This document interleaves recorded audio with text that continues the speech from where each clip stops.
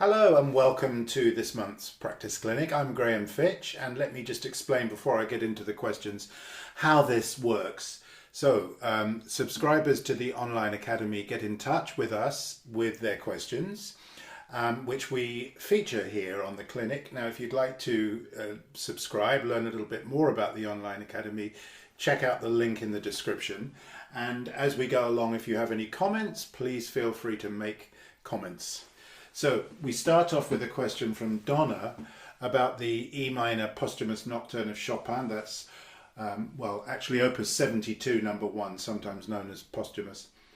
Donna is experiencing difficulty with the polyrhythms in measures 32 to 37.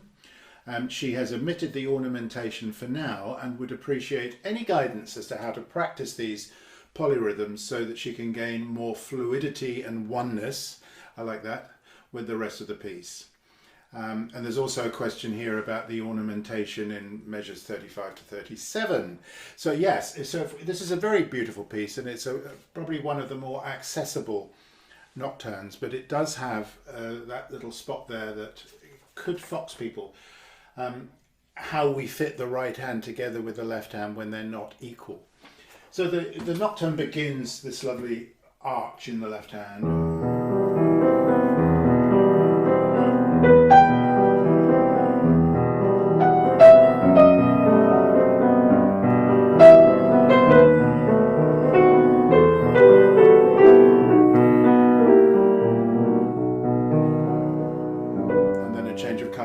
And when that comes back later, after the middle section, we've got an ornamentation there, an embellishment, if you will, of that idea.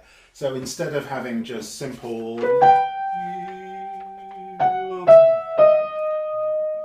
eighth notes, Chopin does this. That's a group of 4. Now, how do we fit a group of 4 against a group of 3 in the left hand?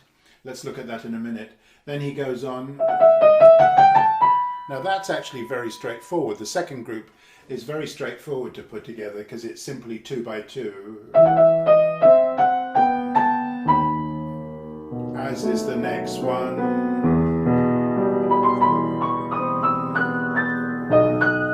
The next one also works in the same way. 2 notes in the right hand per single note in the left hand. Let's look at the very first one, the 4 against the 3. Now there is a way of doing this, there's a way of practicing this that will work wonders. Now you can of course sit there and work out how this fits together slowly. Let me leave the ornament out for now. That's the way to fit a 4 against 3. The rhythm that comes out is yum pa pum pum pa pa. So if you're counting that in compound time, 1, 2, 3, 4, 5, 6, 7, 8, 9, 10, 11, 12, in 12/8. Let me just do that now. That's how you would figure it out mathematically, but that's a very little help to us in the end because we won't be able to hear that. It goes by too fast for us to compute that. So the way to do it is to set a metronome to pulse in quarters. Now what I'm going to do, I haven't got 3 hands, so if you can imagine that metronome going through, I play first of all the right hand, and then I go to the left hand for that beat. The last beat of bar 31.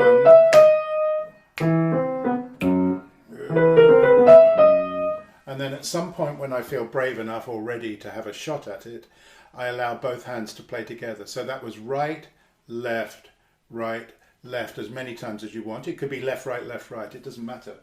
And then when you're ready, try it together. Now the chances are the first time you try it together, it will go wrong and you'll be most frustrated and you'll be tempted to try it again, hands together immediately. But if you can go back to the left, right together, what will happen is after a while, and it might not be that practice session, it may be tomorrow or the day after, you'll find that the brain is able to process that and you can play a 4 against a 3. So that's a really good way of managing the polyrhythms. Now let's look at the next one. As I said, the next one in bar 32 is easy. Now in Chopin the ornaments generally come on the beat. So we've got a short trill which would be played just 3 notes in this instance, 3-note trill. That's straightforward, as is this one. Now I would recommend putting the D sharp grace note on the B. If we don't get the third of the chord. So Chopin is almost certainly wanting the third of the chord to be in the middle here with the thumb and to be ringing through that beat. Now here's where we're faced with a little bit more of a difficulty. We've got an 8 in the right hand. A group of 8 against a group of 3. So what I would recommend doing is to divide 3 into 8, and what you get is 3 plus 3 plus 2. Now let me try that. I'm going to organise the groups, first of all, quite strictly, quite rigidly. 1, 2, 3, 1, 2, 3, 1, 2, 1. Now that would actually sound pretty good even at the tempo.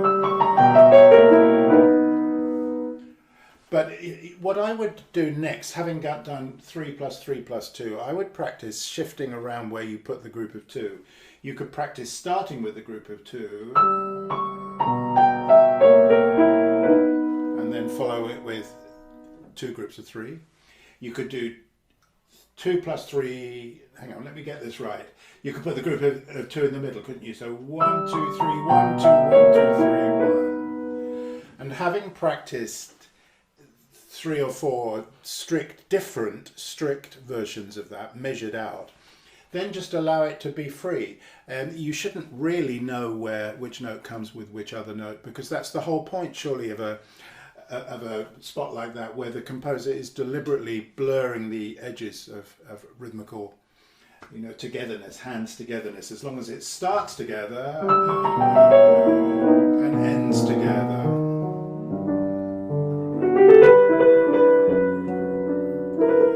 Now the next one in bar 35, we've got 10 notes. How does that divide up? Well, I've got here 3 plus 3 plus 4. So with the ornament, which I'm going to put on the beat. 1, 2, 3, 1, 2, 3, 4, 1. Similarly, I could put the group of 4 at the beginning. Or in the middle. And as I say, practice all of those possibilities and then just allow it to be free in the end. Let's look at the trill in bar 36, 37. Now that could be complicated. A lot of people make it complicated because they're trying to hold on to the long notes. So what we get there, let me play it, just the bare bones of it.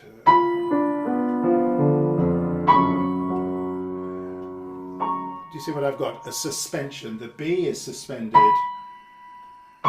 tied actually, and then it resolves to the A sharp. Now if we didn't have any other notes to play there, I would probably hold on to those notes just because it feels good to, feel the connections. However, because I've got to, in bar 37, I've got to trill while holding that B down. There's no need to physically hold that B down any longer than absolutely necessary. So the trill starts on the beat, on the upper note in this instance. I'm going to do it seriously slowly so you can hear the measurements.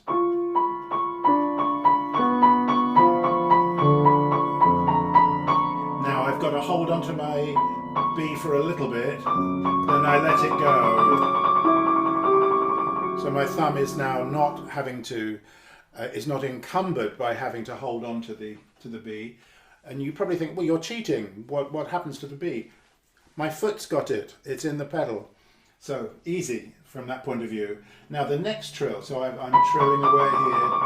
Now I've got an option here of when I play my A sharp, I can leave the trill for a nanosecond.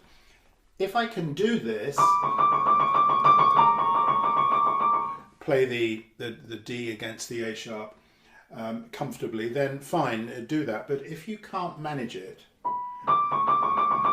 let me do this slowly. Do you see what I did? I quit the trill notes for that moment when I played the A sharp, then came back to them. And that, at the speed, you won't hear that I've done that. You'll just hear the trill continuing. Now I've got a group of 11. So how does that pan out?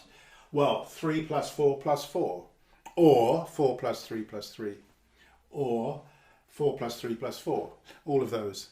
Practice all of those.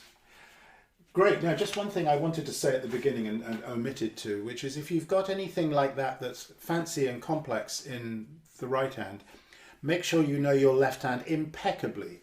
The left hand's got to be amazing. So if I go back to the beginning of the Nocturne, and I'm actually going to start from bar 2, I'd really want to know all of these measurements. Do you hear what I'm doing? I'm going back and forth from 5 to 3, and then from 1 to 5, and then from 1 to... And then I can similarly do the connections between the second and the third notes, which leaves me with one left over at the beginning and at the end.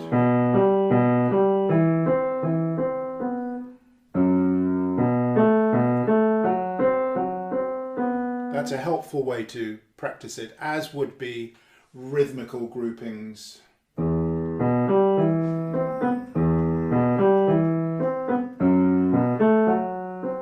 And stopping on the middle note now.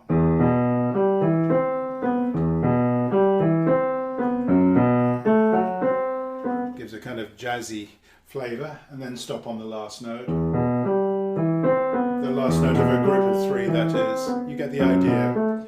Then, if you really want to pursue that type of practice, why not practice in groups of 4s as well? And you could add rhythms that support that.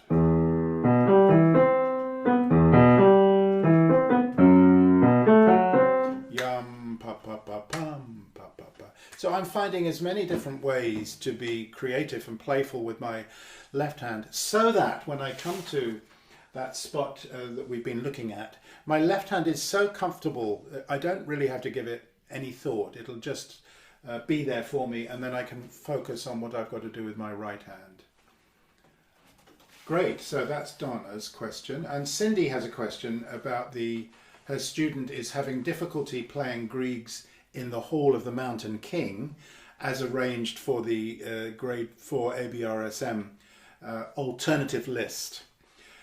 So her student apparently will tense up and play notes that either overlap or slur when accelerating. I asked her to play at a slow pace, but when she increases the speed, she is tense again. Kindly advise any remedy. Thank you. So the Hall of the Mountain King. This is written so small. Let me see if I can see it.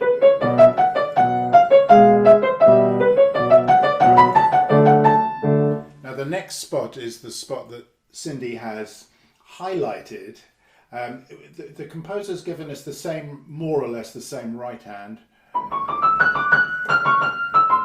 The left hand is a bit busier.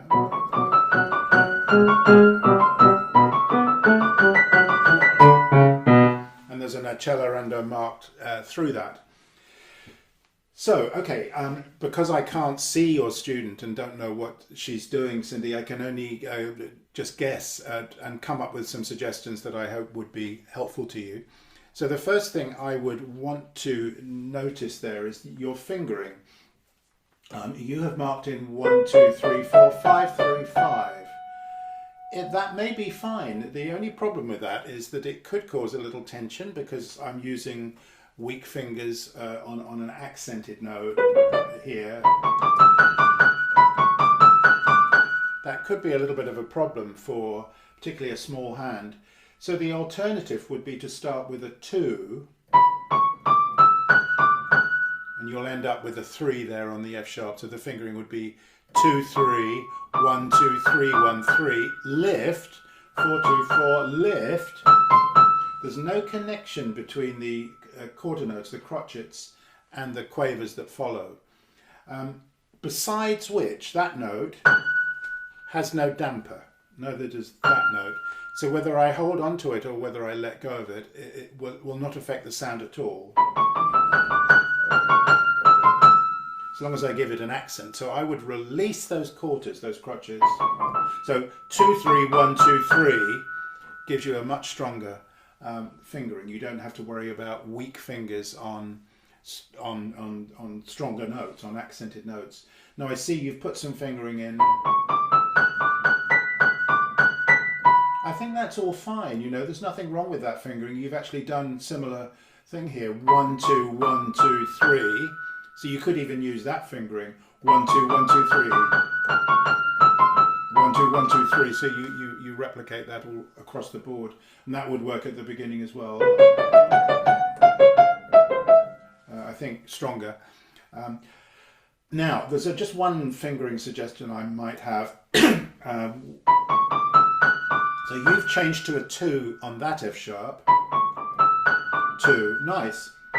If you would change to a 3 on the F sharp afterwards, you've minimized that jump from the octave. If you keep with the 2, the hand is up here, whereas a 3 brings it down.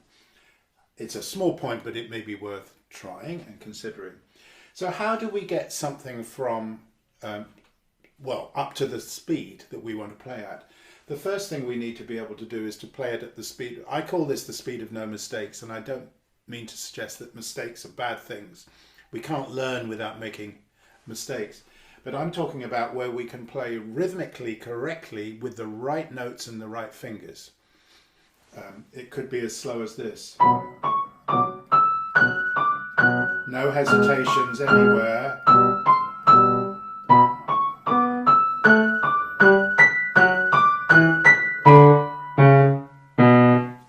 Right, so from that point, how do we get it up to the speed that we need to achieve?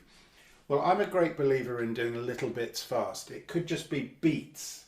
1 beat plus 1 note at the tempo.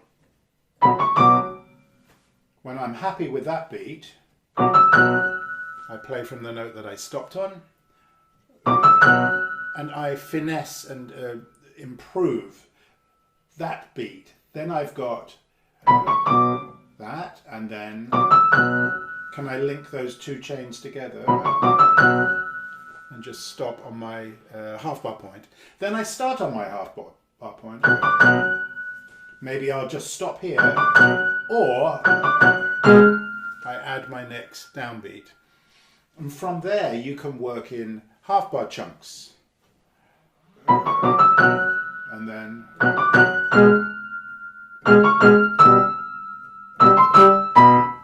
that kind of an idea.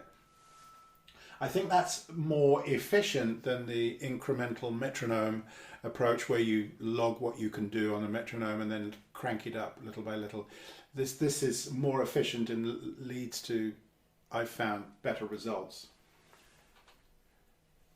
Now Dan is preparing, his student is preparing the ABRSM grade 5 piece, the Burgmüller Tarantella, the A1, and the student is having problems with the repeated notes, especially in the left hand in the opening, and coordinating the right hand slurs from bar 21, and then there's also an issue with the coda. Let's just look at this. So we've got the beginning here. You could have a little pedal here on the sforzando if you want. You don't have to, but it's quite effective to just dip the pedal down on the sforzando. So the problem at the speed, if I were to do it slowly, it's not a problem. And the problem with that, when I practiced it slowly with those big up movements, is I won't be able to do those big up movements when it's faster. So how do I practice to keep my hand close to the keys? Well, there's a really neat way that was taught to me as a teenager by Philip Folk. Philip, if you're listening, I still remember this. So he got me to tie the repeated note. Let me show you. So instead of replaying the Fs with the new fingers, I tie,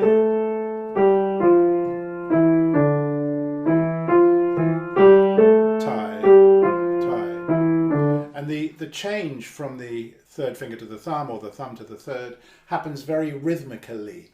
And there's an impulse into the key, even though I'm holding the key down. Can you even hear the, maybe the microphone won't pick it up. Let me do it. There's a moment where you can hear the mechanism.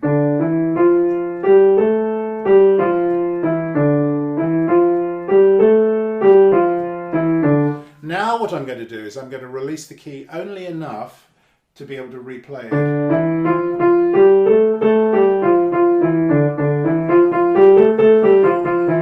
So I'm inside the key, or at least if you're playing on an upright, you should be able to feel the ivory or the plastic under your finger. There's no moment where you've come up. You haven't got time to do that. One other little detail that I think would help is when you change from thumb to thumb, sorry, from three to thumb, you might find a little rotational movement will help you. So when you come to the three, swing the thumb up into the air. Now on the descent, do you see? I don't lift my key all the way up. And that should help you. That should help you stay close. Now the spot at bar 21, yes, let's have a look at this. 21, we've got a left hand spinning idea. Now, there's a little confusion there. The composers added slurs under each group of three. Sometimes when we see slurs, we do lift and separate. However, in this instance, there's no time to do that, and I don't think that's what he's after anyway.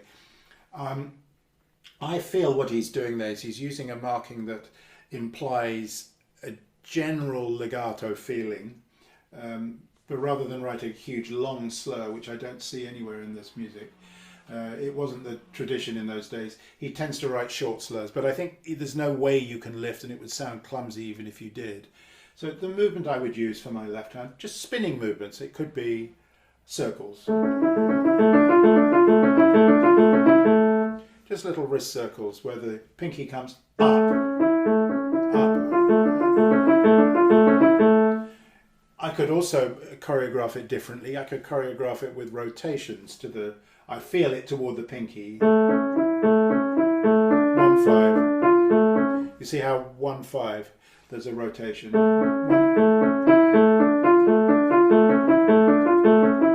That feels very coordinated. So either of those ways around would be useful. Now the right hand,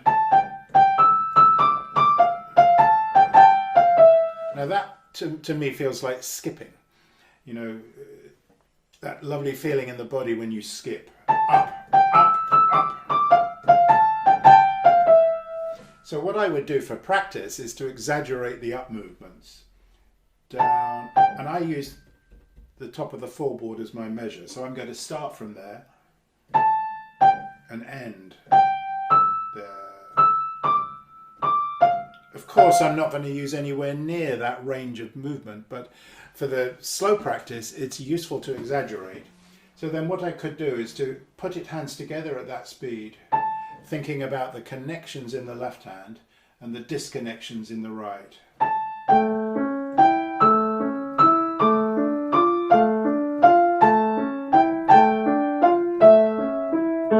And when it's fast, you'll notice that I used just a little bit of that movement, but there was a great deal of freedom in my arm as I did that.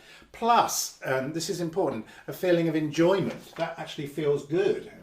It feels good to play. Now the coda, Dan says sometimes it works, other times it derails. Right, now if I just play from bar 60, so I think this is the issue, it's when it goes higher.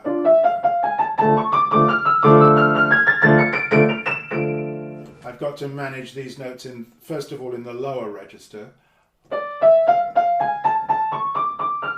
Now an octave higher. If I would sit in the same position for both, I'm going to feel very much out on a limb here. So my body is balanced on my two sitting bones. But as I progress up the keyboard, I have to move a little bit across. Now there's two ways of doing it. I could either move across, or I could move backwards, or I could move in this direction. But I do have to find what's comfortable in my body.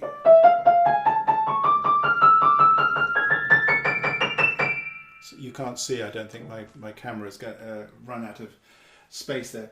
But I am moving across physically in my body. So I think those ideas should help you there, Dan. Okay, Jason is playing Chopin's Nocturne Opus 9 number 2 in E flat. That's the early E flat, and has an issue with, he's really struggling with the ornament in the last few bars of the right hand. He's using the suggested fingering 3, 2, 4, 1, and I try wrist circles to avoid keeping it in the fingers. Okay, wrist circles could work. That would be this. I find that a little bit too cumbersome a movement. I would rather use rotational movements. Let me just unpack that for you. I think you can see, but what I'm going to do just for now, I'm going to bring that down an octave. Before I even do that, let me just play you the spot. So we've got a decorated perfect cadence. Most beautiful. Don't change pedal, please. Don't. Whatever else you do, do not change pedal on the B flat. We want this harmony to resonate. 9, 10, 11, 12.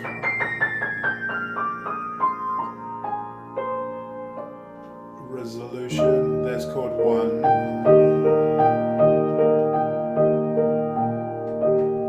Maybe a little top note and a little middle note. The G at the end, that's optional. So what we do with the little grace notes, the fioratura, if I put it down an octave so you can see what I'm doing mechanically. So I've got rotational movements that come from my forearm. This whole thing is moving.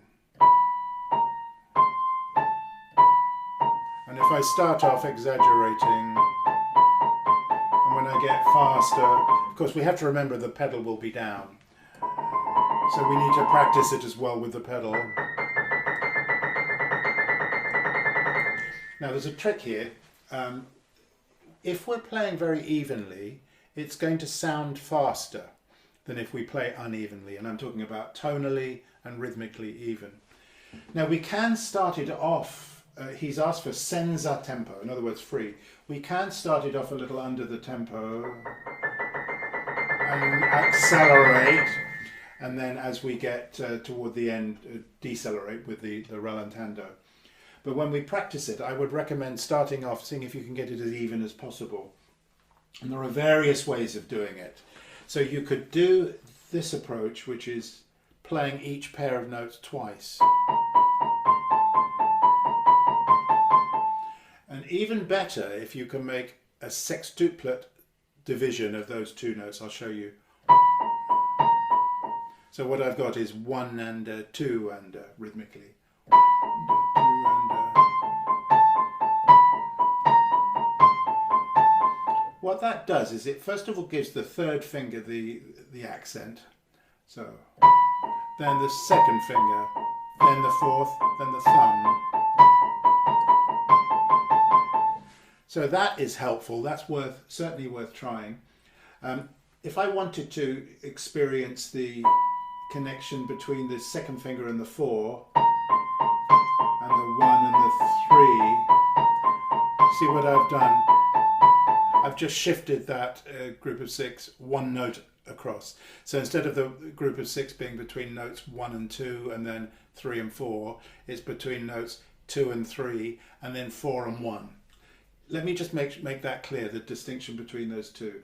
This is the on the beat.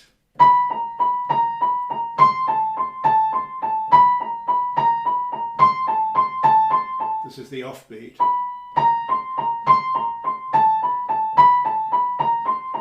Yeah. Then I can work in all sorts of other ways. I can practice shifting the accents. I'm a great fan of this for patterns like this that keep repeating. Shift the accents. So instead of thinking 1, 2, 3, 4, 1, 2, 3, 4, 1, 2, 3, 4, practice occasionally 4, 1, 2, 3, 4, 1, 2, 3. Now the second finger is getting the stress. And then 3, 4, 1, 2, 3, 4, 1, 2. Now the fourth finger is getting the stress, or the fourth finger is the leader. And then the thumb. 2, 3, 4, 1, 2, 3, 4, 1. And any kind of rhythmical work you find helpful.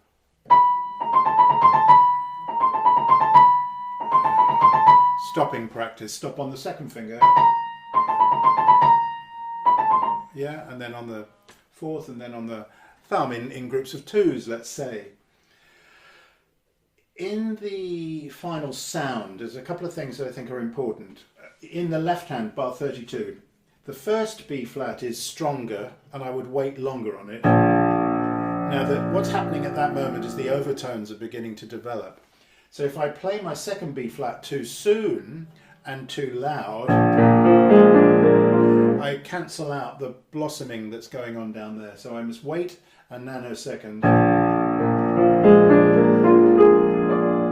And I hope you noticed that the first B flat was fortissimo, but this one's softer.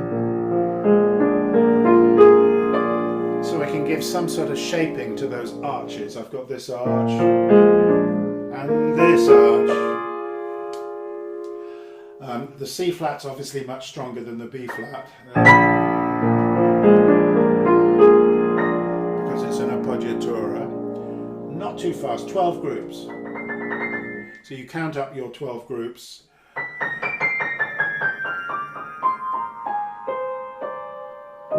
Now, Chopin is following a model that comes to us from Mozart and previously from the Baroque composers of writing what looks like semiquavers followed by quavers, 16ths followed by eighths.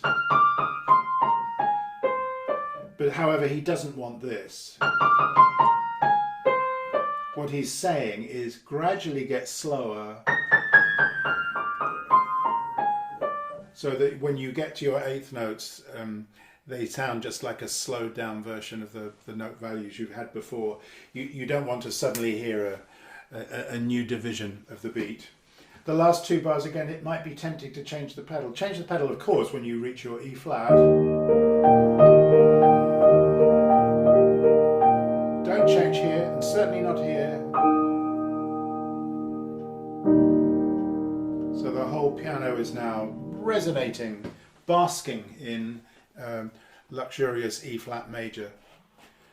So that's it. That's the clinic for this month. Thank you so much for watching. Thank you for sending in your questions.